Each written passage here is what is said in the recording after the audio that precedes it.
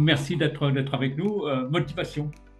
Déjà, bonjour Jacques Bernard, c'est un plaisir de participer à cette visio. J'avoue que la première fois, je ne voulais pas manquer l'occasion unique à Lyon de participer au Health Tech Acceleration Summit. Ça fait des années que toi, tu nous suis, tu suis toutes les biotech, et nous, on te suit au travers tous les mois le Biotech Finance.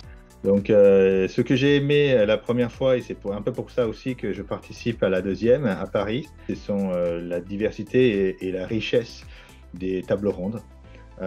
Tu as su mettre et inviter des patrons d'entreprises, des experts, des témoignages qui ont fait que c'était une belle réussite et les échanges et les réflexions que les uns et les autres ont apportées pouvaient servir à nous tous.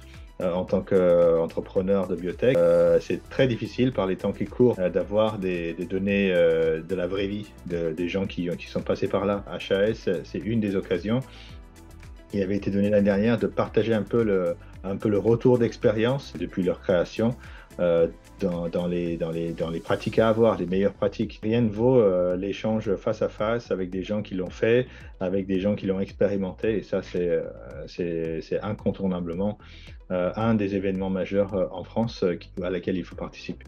Alors après, je me suis dit, eh ben, il y a aussi les rencontres, il y a les opportunités. Parfois, des gens avec qui nous souhaitons les rencontrer. C'est ce qui s'est passé pour moi l'année dernière. Je voulais rencontrer absolument des investisseurs, des fonds.